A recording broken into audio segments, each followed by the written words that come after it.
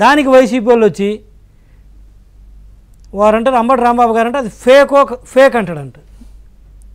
ఆయన మంత్రిగా ఉండి వీడియో ఫేక్ అంటది. అది మాకెలా దొరికిందంట. మాకు దొరకడం ఏంటి, అది బయటకు వచ్చింది, అందరు మీడియాలో వచ్చింది. అంబటి రాంబాబు గారు అది స్థాయి ఏంటి, వయస్సు ఏంటి, ఎందుకు రోజు రోజుకి ఇంత కామెడీ మెటీరియల్గా తయారైపోతుంది అర్థం కావట్లేదు. నువ్వు అది ఫేక్ అయితే ఇదే పిన్నెల్ గారు వచ్చి బయటకు వచ్చి చెప్పొచ్చు కదా, నేను చేయలేదు, అది ఫేక్ వీడియో, నేను వస్తాను, పోలీస్ స్టేషన్కి వస్తాను, విచారించండి, అది ఒరిజినల్ అయితే అరెస్ట్ చేయండి, ఫేక్ అయితే ఆ ఫేక్ ఎవరైతే రిలీజ్ చేశారో వాళ్ళని అరెస్ట్ చేయాలి, ధైర్యంగా చెప్పొచ్చు కదా. మీరే కదా అధికారంలో ఉంది, ఈరోజు కూడా అధికారంలో ఉన్నారు వాళ్ళే కదా, ఎలక్షన్స్ అయిపోయినా కూడా. మరి ఎందుకు పారిపోవాల్సింది వచ్చింది? ఈరోజు చిన్న ఎవరో ముక్కు మోహన్ తెలియని అనామకున్నే, అంటే ఎటువంటి వేర్ అబౌట్స్ తెలియని ముక్కు మోహన్ తెలియని పట్టుకుంటారు గంటల్లో. ఇంత ప్రొఫైల్ ఉన్న వ్యక్తిని మీరు పట్టుకోలేరా? అంటే ఎవరు నాటకాలు ఆడుతుండ్రు, ఎవరి చేతగా అంటారు, మీరు కథలు చెప్తానరా? ఈరోజు వైసీపీలో వచ్చి ఒకళ్ళు ప్రెస్ మీట్ పెట్టేసి ఒకళ్ళు ఏం ఫేక్ అంటారు, ఇంకొకళ్ళు వచ్చేసేకేమో అది కట్ అండ్ పేస్ట్ అంట. సరే కట్ అండ్ పేస్ట్ అయినా కూడా చేశాడనే కదా, పోనీ ఆయన అయితే భిన్నెలు కాదని చెప్పట్లేదు కదా మీరు. అంటే ఈ బూతులు కాదు ఇంకో బూతులు చేశాడా? కట్ అండ్ పేస్ట్ అంటే ఇంకొకళ్ళు వచ్చేసేలాగా దానికి ముందు వీడియో బయట పెట్టాలంట. కాసుమహేశ్వర రెడ్డి గారు వచ్చేసి దానికి ముందు పెట్టమని కాదన్నాడు. పెట్టండి మీరు, ఎవడు కాదని పోయి కంప్లైంట్ పెట్టండి. ఈ మీడియా ముందు సాక్షులు కూర్చొని చెప్పడం కాదు కదా, ఈజీగా చెప్పండి, అన్ని వీడియోలు బయట పెట్టమనండి దానికి ముందుది. ఇట్లా వచ్చేసి అదేవిధంగా బయటకు వచ్చి ఆయన అక్కడ అది కాకుండా అడ్డుకున్న ఏజెంట్ని కొట్టడమే కాకుండా మళ్ళీ బయటకు వచ్చి ఒక మహిళ మీరు ఎందుకంటే ఇట్లా చేసేస్తున్నారంటే ఆమెను ఏం తిడతాడండి ఆయన? ఏం తిట్టాడు చెప్పండి, వద్దులే చెప్పండి, తెలియాలి కదా, వేలు చూపించి మరి చెప్పండి. నేను చెప్పను. అరే భానుప్రకాష్ అని మీరు చెప్పండి, ఏమన్నాడు ఆయన పిన్నెల్లి? మీరు పెద్దవాళ్ళు, మీరు చెప్పండి. మనం మాట్లాడలేని ఎందుకు మా చెప్పాలని జనాలు తెలియాలి.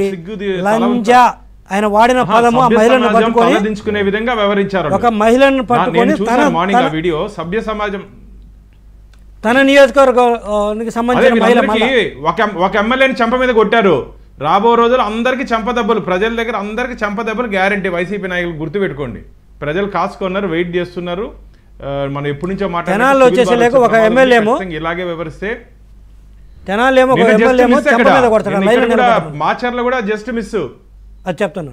తెనాలేమో ఒక ఓటర్ లైన్లో నిలబడమని చెప్పినందుకు ఆ ఎమ్మెల్యేని అతనేమో చెంపకేసి కొడతాడా, తిరిగి తను కొడితే తను చితకబాతారా?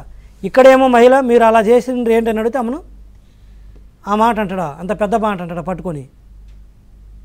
అంటే వీళ్ళు తన ఓటర్స్ని ఆ విధంగా అంటుంటే మరి ఆ పదం ఏమైంది, ఇవన్నీ ఏమైనవి, తర్వాత అతను కొట్టినందుకు 307 ఏమైనవి? ఏమి లేవు. పూర్తిగా స్టేట్ ఈసీ ఫెయిల్ అయిందానికి ఏం చెప్పాలి? నేను సెంట్రల్ ఈసీని బ్లేమ్ చేయను, ఇంకా పెట్టింది దేనికి స్టేట్ ఈసీని? ఇంకా డైరెక్ట్గా వాళ్ళే మానిటర్ చేయొచ్చు కదా. ఈచ్ స్టేట్కి ఒక ఎలక్షన్ ఈసీ పెడుతున్నారు కదా, సీఈఓని పెడుతున్నారు కదా, చీఫ్ ఎలక్టోరల్ ఆఫీసర్ అని. తన రెస్పాన్సిబిలిటీ కదా, ఎంటైర్ పవర్స్ స్టేట్లో ఉన్న ఎంటైర్ యంత్రాంగం మొత్తం తన కిందకి ఇచ్చినప్పుడు కాదు. అంటే మామూలుగా సరే ఆయన ఎమ్మెల్యే నాటకాలు ఆడుతుంది, పోలీసు కాదు అక్కడ నాటకాలు ఆడుతున్నారు. అది సరిగా ఉంటే అందరు కింద వాళ్ళు జారిపోతారు. నేను అనేది కూడా అదే. ఇప్పుడు తెనాలిలో ఎమ్మెల్యే ఒక ఓటర్ని కొట్టింది ఎందుకు? ఆ ఓటరు క్యూలో రండి అన్నందుకు కదా, అంతే కదా. ఇక్కడ మరి ఇదే పిన్నెల్లి రామకృష్ణారెడ్డి 10 మందిని వేసుకొని చొచ్చుకెళ్ళాడు కదా, దాంట్లోకి చొచ్చుకెళ్ళి అడావుడ్ చేశాడు, ఆ ఏజెంట్ని కొట్టాడు.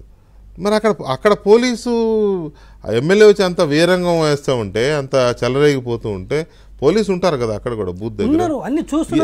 ఎందుకు ఎవరు కనీసం సుమోటోగా కేసు పెట్టడమో లేకపోతే తర్వాత కంప్లైంట్ తీసుకోవడమో ఎవరి దగ్గర ఏదో ఒకటి ఉండాలి కదా.